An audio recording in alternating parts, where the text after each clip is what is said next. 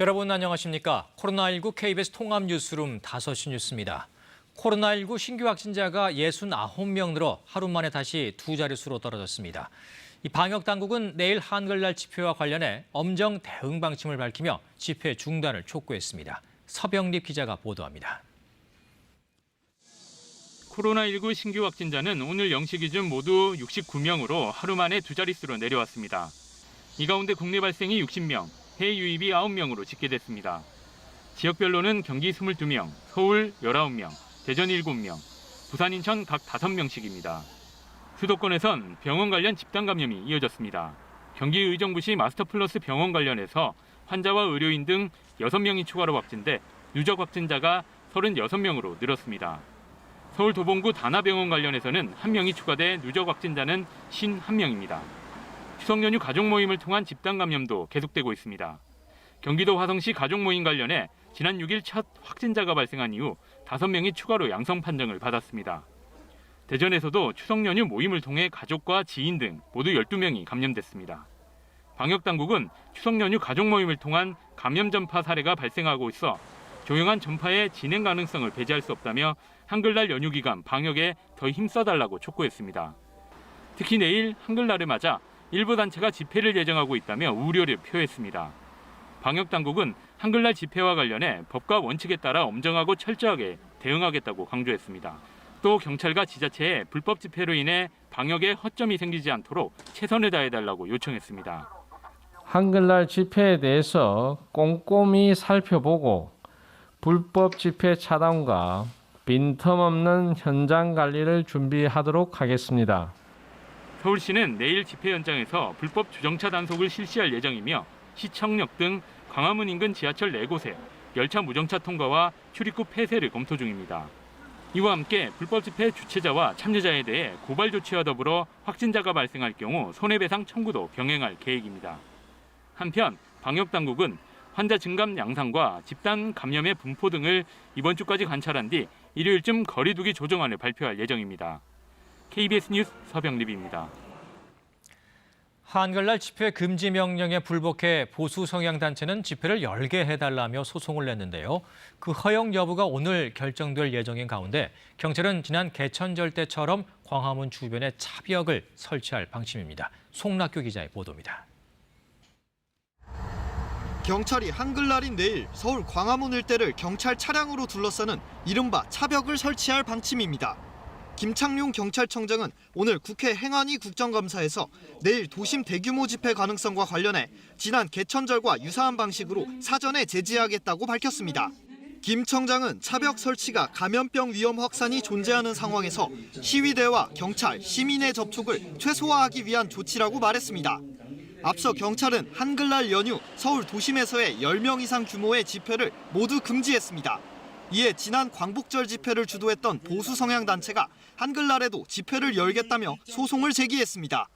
참가자들 사이에 2m씩 간격을 두고 의료진까지 배치해 강연회 형식의 안전한 집회를 열겠다는 겁니다. 서울행정법원은 8.15 집회 참가자 국민비상대책위원회 측이 집회 금지의 효력을 정지해달라며 경찰과 서울시를 상대로 낸 집행정지 신청 사건에 대해 오늘 오후 신문을 진행했습니다. 8.15 비대위 측은 일률적인 집회 금지가 집회의 자유를 보장하는 헌법에 어긋난다는 점을 강조했고 경찰과 서울시 측은 대규모 집회 시 방역 수칙이 지켜지지 않을 가능성이 높다는 방역 당국의 판단을 강조하며 맞섰습니다. 재판부는 집회 예상 소요 시간과 장소, 질서 유지와 방역 요원 배치 여부를 집중적으로 신문했는데 오늘 중으로 결론을 내릴 예정입니다. 한편 보수 성향 정당인 기독자유통일당은 경찰의 차벽 설치는 위헌이라며 헌법 소원을 제기하기도 했습니다. KBS 뉴스 송락규입니다. 인천지법 형사 7단독은 감염병 예방법 위반 혐의로 구속 기소된 학원 강사 24살 A씨에 대한 선고 공판에서 징역 6개월을 선고했습니다.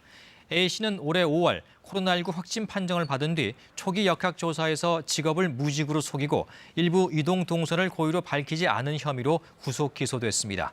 재판부는 일반인들과는 다른 성적 지향이나 성 정체성이 외부에 공개되는 게 두려워 돌이킬 수 없는 결과를 예상하지 못한 채 순간적으로 잘못된 판단을 한 것으로 보인다라면서도 3차례에 걸친 역학조사에서 20차례 이상 거짓 진술을 하거나 누락했다라고 지적했습니다. 대전에서는 추석 연휴 벌초를 다녀온 일가족 8명이 코로나19에 집단 감염됐습니다. 특히 이 일가족과 접촉한 사람이 300여 명에 달해 방역에 비상이 걸렸습니다. 정재훈 기자입니다. 대전에서 추석 연휴 벌초를 하고 온 일가족 8명이 한꺼번에 코로나19에 확진됐습니다. 그제 70대 아버지에 이어 어젯밤 아들과 며느리, 딸과 사위, 그리고 손자, 손녀까지 모두 확진된 겁니다.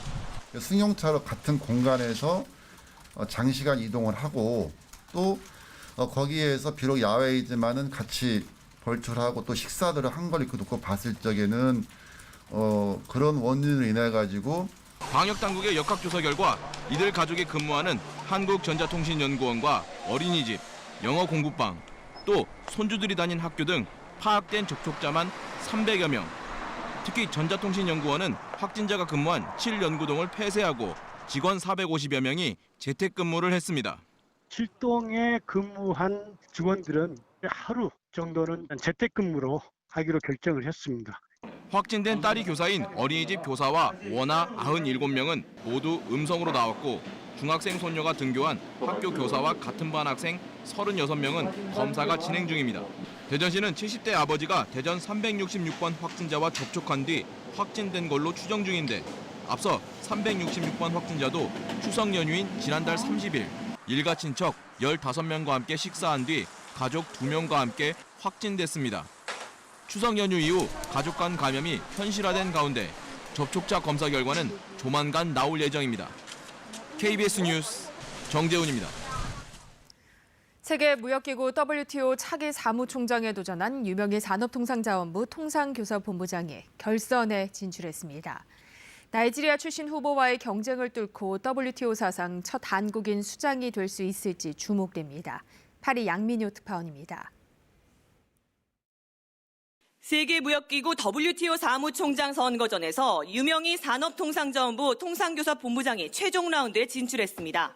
5명의 후보가 겨룬 2차 라운드에서 결선 후보가 2명으로 압축됐고 여기에 유 본부장이 올랐다고 블룸버그 통신은 전했습니다. 상대는 나이지리아 출신의 응고지 오콘조 이웰라 후보. 나이지리아 재무장관과 외무장관직을 역임한 세계은행 전무로 국제적 인지도가 높다는 부분이 강점입니다. 반면 유 본부장은 25년 경력의 통상 전문가로 주요 무역 협상을 두루 거쳐 WTO 본연에 가까운 실무 경험이 높은 경쟁력으로 평가됩니다. 특히 지난 7월 스위스 제네바에서 열린 정견 발표에서 유 본부장은 WTO의 약화된 위상과 다자 무역 체제를 복원하겠다는 비전을 강조했습니다. I will work hard and make utmost efforts to produce a tangible outcome, the multilateral trading agreements at the WTO. 개도국 지지를 받는 아프리카 후보와 마지막 승부를 겨룬다는 점, 또 미중 무역 갈등 속 다음 달 미국 대선이 변수로 꼽힙니다. 여성 후보 2명이 최종 라운드에 진출하며 WTO는 25년 역사상 처음으로 여성 사무총장을 맡게 됐습니다. 또 유 본부장이 선출될 경우 WTO 첫 한국인 수장이 됩니다. WTO는 우리 시간으로 오늘 오후 6시 비공식 회의에서 유 본부장의 결선 진출과 함께 향후 일정을 공식화할 예정입니다. 결선은 164개 회원국들의 지지 의사를 다시 모아 합의를 도출하는 방식으로 다음 달 6일까지 진행됩니다. 파리에서 KBS 뉴스 양민효입니다. 국정감사 이틀째인 오늘은 12개 상임위가 열렸습니다. 정부를 상대로 북한군의 공무원 피살 사건, 북한 조성길 전 이탈리아 대사대리 망명 등을 놓고 질의가 집중된 가운데 여야의 증인 채택 공방은 오늘도 이어졌습니다. 정하연 기자입니다. 북한군 총격으로 공무원이 숨진 사건이 쟁점이 된 국회 농해수위. 묵념으로 엄숙하게 시작됐지만 10분 만에 여야 간 설전으로 번졌습니다. 유가족 증인 채택과 상임위 차원의 현장 방문 조사를 요구하는 국민의힘에 민주당은 정쟁이라고 맞받았습니다. 국회가 그 형을 정리채택해서 한번 들어보자는 건데 그걸 수용을 못한다 그런다면은 이 국민이 납득할 수가 있겠습니까? 그렇게 여당과 대통령을 공격하는 것이 과연 그 유가족과 돌아가신 분에 관한 뜻인지 저는 동의하기 어렵고요. 여야는 모두 해양수산부와 해경을 상대로 피살 공무원이 월북했다고 판단한 근거를 따져 물었습니다. 김홍희 해경청장은 공무원의 실종 시점이 오전 2시에서 3시로 추정돼 스스로 이동이 가능했을 거라고 설명했고, 문성혁 해수부 장관은 해당 공무원 근무에 대해 자체 조사하겠다고 밝혔습니다. 통일부를 상대로 한 외통위 국감에선 북한 조성길 전 이탈리아 대사 대리의 입국 보도를 놓고 공방이 벌어졌습니다. 야당은 정부 여당이 국면 전환을 위해 언론에 공개했다는 의혹을 제기했고, 여당은 반박했습니다. 여권에 불리한 이슈가 생겼을 때 이게 공개되어 나왔느냐. 결국 물타기용이다, 국면 전환용이다. 국가기관이 관여하거나 또는 의도를 갖고 했다는 주장을 여전히 하고 있는 것은 저는 정말 까닭없는 혼란을 만드는 거다. 행안위 국감에선 경찰의 광화문 차벽 설치를 놓고 공방이 치열한 가운데 김창룡 경찰청장은 한글날 집회에도 차벽을 설치하겠다는 입장을 거듭 밝혔습니다. KBS 뉴스 정아연입니다. 전국 대학 병원장들이 의대생들이 국가고시에 응시할 수 있게 해달라며 대국민 사과를 발표했습니다. 신규 의사를 배출하지 못하면 심각한 의료 공백이 우려된다는 건데요. 보도에 김학재 기자입니다.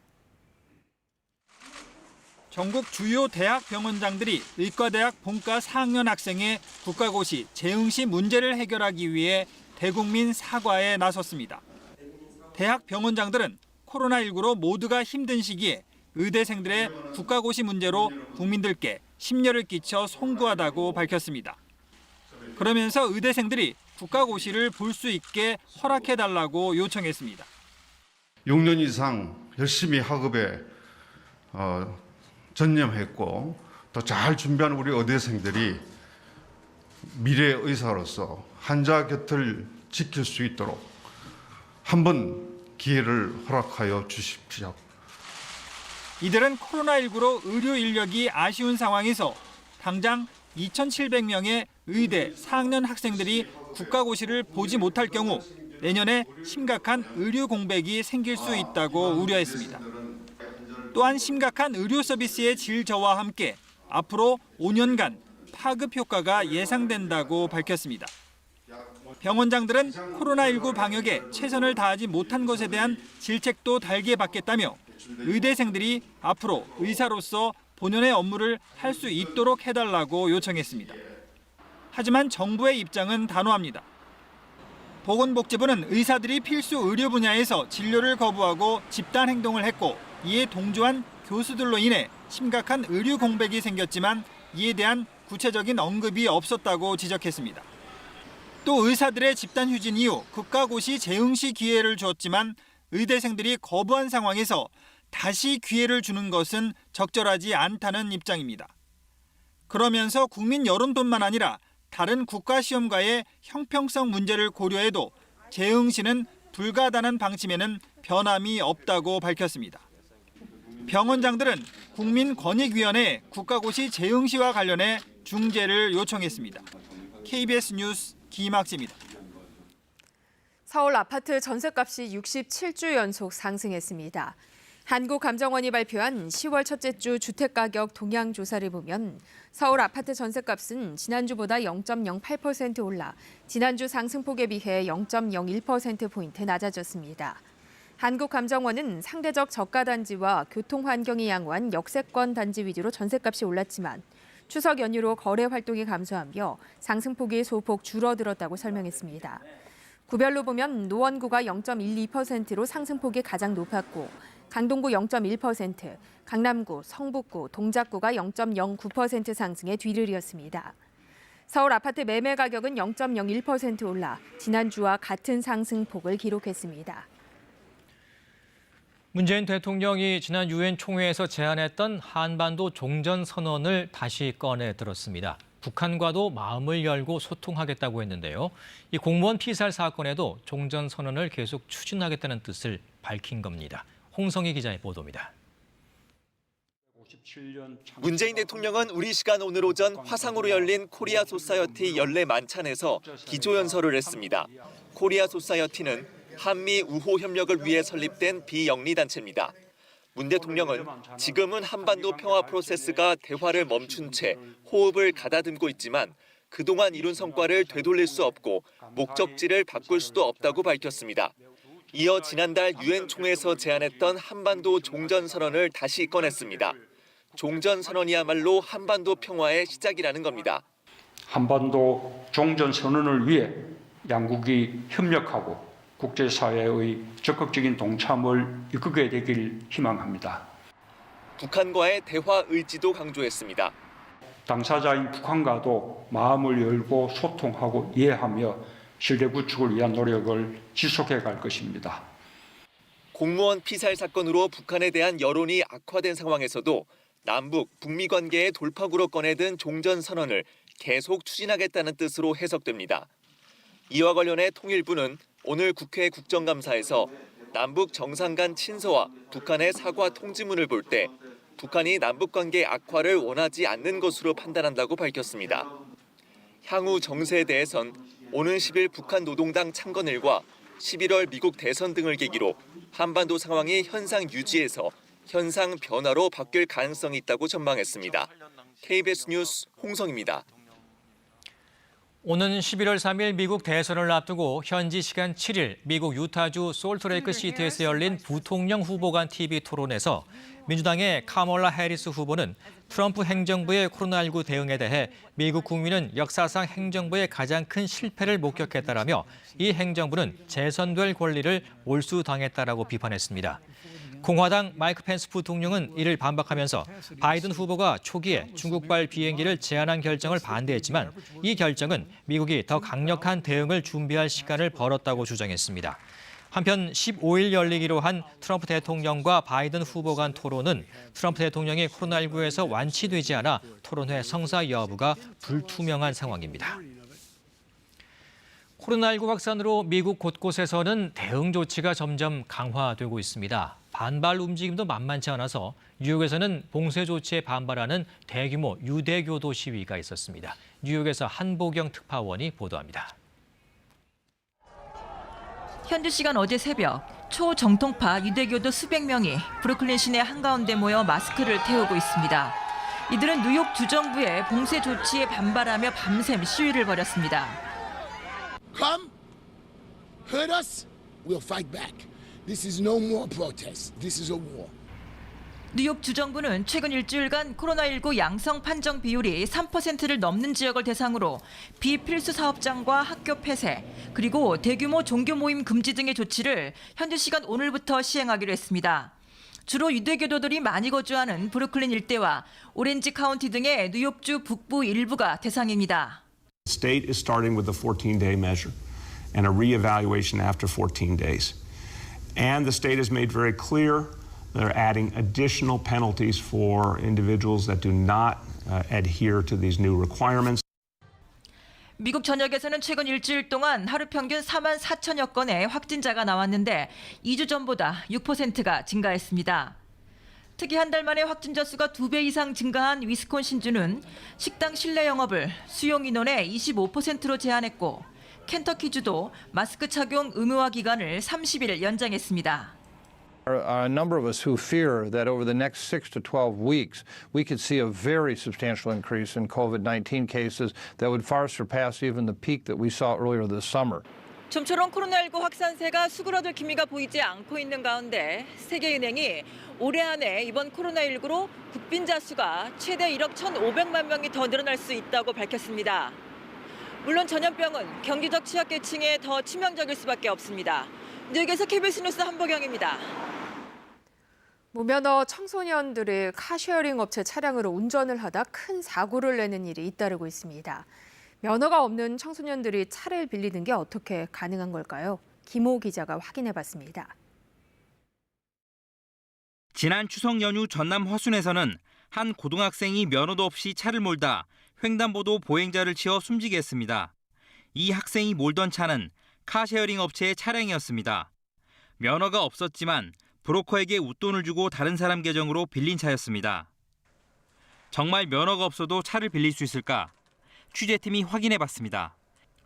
SNS 광고를 보고 연락하자 무면허라도 차를 빌려주겠다는 답변이 왔습니다. 교통사고가 나도 처리 비용만 내면 된다고 말합니다. 다른 사람의 계정을 이용해 차량을 대여하는 만큼 계정 이용료 6만 원을 더 요구합니다. 하지만 이 같은 차량 재대여는 불법입니다. 더구나 차량이 무면허 10대들에게 재대여되는 것은 더 심각한 문제입니다. 18세 그 정도는 그 정도 19세 그렇게 차이나 머리나 얼굴도 봐도 예쁘게 보이잖아요. 카쉐어링 업체에서는 속수무책이라고 말합니다. 불법으로 재대여해서 사실 발생한 사고이거든요. 본인이 쓰겠다고 예약을 해갖고 재대여를 하게 되면 사실 회사는 막을 방법이 없습니다. 2013년 본격 도입된 카쉐어링 시장은 처음 1,300여 대에서 2만 대 넘게 성장했습니다. 하지만 무면허 청소년들에게까지 불법 재대여가 성행하면서 사고는 물론이고 범죄에 악용될 가능성도 차단할 대책이 시급한 상황입니다. KBS 뉴스 김호입니다. 경북 성주의 한 야산에 불법 건축 폐기물과 순환골재가 산처럼 쌓여 있습니다. 성주군과 해당 업체 간 법정 다툼이 이어지고 있는 가운데 주민들은 골재를 떠받친 옹벽이 무너져 내릴까 불안에 떨고 있습니다. 윤희정 기자입니다. 경북 성주군의 야산에 있는 건설 폐기물 중간 처리 업체. 업체 주변으로 건설 폐기물 6만 톤이 쌓여 있습니다. 이 가운데 보관을 허가받은 건설 폐기물은 2만 6천 톤, 3만 4천 톤은 불법입니다. 업체 주변엔 건설 폐기물을 재가공한 순환골재도 가득 쌓여 있습니다. 순환골재는 인근 마을에서 눈으로 보일 정도로 산봉우리만큼 높게 쌓여 있습니다. 성주군 추산 수십만 톤. 사업장을 벗어나 순환골재를 쌓아놓는 행위 역시 불법입니다. 순환골재를 지탱하고 있는 옹벽이 무너지지 않을까 주민들은 불안하기만 합니다. 이 심정을 누가 알겠습니까? 아무도 모릅니다. 저희 이제 무너지면 뭐 집까지도 안 오면 다행인데 혹시 그것도 내년에 뭐 장마져가지고 장마질 때 같이 무너져 버리면은. 성주군이 해당 업체의 건설 폐기물 반입 정지와 영업 정지 행정 처분을 내렸고 업체는 즉각 소송을 제기했습니다. 하지만 법원은 공공복리에 중대한 영향을 미칠 우려가 적다며 업체의 손을 들어줬고 성주군이 항소하는 등 법정 다툼이 이어지고 있습니다. 대응은 법적인 대응대로 해 나가면서 우선 급한 안전 문제, 구조 문제를 빨리 진단을 해서 대처를 해 나가고. 소송이 진행되는 동안 폐기물은 계속 쌓일 것으로 보여 주민 불안이 커져가고 있습니다. KBS 뉴스 윤희정입니다. 지난 5일 부산 다대포 해수욕장에서 물놀이를 하다 실종된 중학생이 실종 나흘 만인 오늘 오전 발견됐습니다. 해경과 소방당국은 본격적인 사고 원인 조사에 나섰습니다. 김아른의 기자의 보도입니다. 오늘 오전 6시 30분쯤 다대포 해수욕장 앞 100m 해상에서 실종된 학생이 숨진 채 발견됐다고 부산해양경찰청이 밝혔습니다. 당시 해안가를 순찰하던 해변관리센터 직원이 해당 학생을 발견했다고 경찰은 밝혔습니다. 이 학생은 지난 5일 원격 수업을 마치고 친구들과 함께 폐장한 해수욕장에서 물놀이를 하다 사고를 당했습니다. 당시 물놀이를 한 학생은 모두 7명으로 친구가 파도에 휩쓸리자 구하기 위해 뛰어들었다가 3명은 가까스로 빠져나왔고 3명이 구조됐지만 1명은 구조된 뒤 숨졌습니다. 여기에 실종됐던 1명이 오늘 숨진 채 발견됨으로써 사망자는 2명으로 늘었습니다. 소방당국은 사고 이후 물밑으로 가라앉은 실종 학생이 시간이 지나 물 위로 떠오른 것으로 보인다고 밝혔습니다. 구조된 학생들 중 일부는 해경에 바람이 강하게 불고 파도가 갑자기 쳐서 다리가 바닥에 닿지 않았다고 진술한 것으로 알려졌습니다. 수색 작업을 종료한 해경은 사고 당시 기상 상황과 학생들의 진술 등을 토대로 사고 원인 조사에 나설 예정입니다. 부산시 교육청은 사고를 당한 학생들을 상대로 개별 심리 치료를 지원하고 부산 지역 모든 학생들에 대해 교회 활동에 대한 안전 교육을 실시하기로 했습니다. KBS 뉴스 김아른입니다. 최근 이딴 화재 발생으로 논란을 빚은 현대자동차의 코나 전기차에서 제작 결함이 발견돼 시정 조치가 실시됩니다. 국토교통부는 자동차 안전연구원의 결함 조사 결과 코나 전기차에서 차량 충전 완료 후 고전압 배터리의 배터리 셀 제조 불량으로 인한 내부 합선으로 화재가 발생할 가능성이 확인됐다고 밝혔습니다. 이에 따라 자발적 리콜을 하기로 한 현대차는 이달 16일부터 소프트웨어 업데이트와 점검 후 배터리 교체 시정 조치에 들어가기로 했습니다. 이어서 오늘의 주식 시황을 KB증권에서 전해드립니다. KB증권입니다. 옵션 만기일을 맞은 코스피 지수가 외국인의 단독 매수세에 힘입어 강보합 마감했습니다. 코스닥은 개인과 외국인이 함께 사자에 나서며 소폭 오름세로 장을 마쳤습니다. 오늘 코스피 지수는 5.02포인트 상승한 2391.96에 코스닥은 1.96포인트 오른 871.62에 마감됐습니다. 트럼프 미국 대통령이 일부 부양책 타결을 촉구하면서 유동성 공급 기대감이 커진 가운데 오늘 우리 시장은 옵션 만기를 맞아 시장 탄력이 다소 둔화된 모습이었습니다. 미국 증시 훈풍에 2,400선을 웃돌며 출발한 코스피는 개인과 기관이 동반 매도에 나서며 더 이상의 상승폭은 제한됐습니다. 삼성전자가 3분기 깜짝 호실적에도 불구하고 소폭 하락했고 LG전자 역시 역대 3분기 최대 실적 달성을 발표했지만 차익 실현 매물이 출회되며 3% 가까이 내렸습니다. 반면 한화솔루션이 미국 니콜라의 급등 소식에 9%대 강세를 보였고 SK케미칼은 자회사 상장 기대감에 11% 가까이 급등했습니다. 오늘 원달러 환율은 4원 90전 내린 1,153원 30전에 거래를 마쳤습니다. 지금까지 KB증권이었습니다. 햇살이 따스하게 내리쬐면서 오늘 한낮에는 제법 포근했습니다. 하지만 해가 지고 난 뒤에는 기온이 빠르게 떨어지면서 날이 금세 쌀쌀해지겠는데요. 내일도 아침과 낮과 밤의 기온 차이가 10도에서 많게는 16도까지나 벌어지겠습니다. 출근하실 때 또 외출하실 때 외투 꼭 챙겨서 나가시는 것이 좋겠습니다. 네, 현재 대부분 지역에 쾌청한 하늘이 드러나 있습니다. 다만 남해안과 동해안, 제주도에는 강풍특보가 발효 중인데요. 내일도 고기압의 영향권에서 전국이 대체로 맑겠습니다. 다만 해안 지역에서는 바람이 강하게 불 것으로 예상돼 시설물 관리를 잘 하셔야겠습니다. 내일 아침도 중부 내륙과 남부 산간 지역에서는 기온이 5도 이하로 내려가겠습니다. 그 밖의 지역 서울, 청주 12도 등으로 오늘과 비슷하겠습니다. 낮 기온은 서울이 24도, 청주, 대구 23도, 광주 24도 등으로 오늘과 비슷하겠습니다. 바다의 물결은 전해상에서 4m에서 6m로 거세게 일겠습니다. 모레는 제주도와 동해안 지역에 비가 내릴 것으로 보입니다. 기상정보였습니다. 코로나19 통합 뉴스룸은 7시 뉴스에서 이어집니다. 시청해주신 여러분 고맙습니다.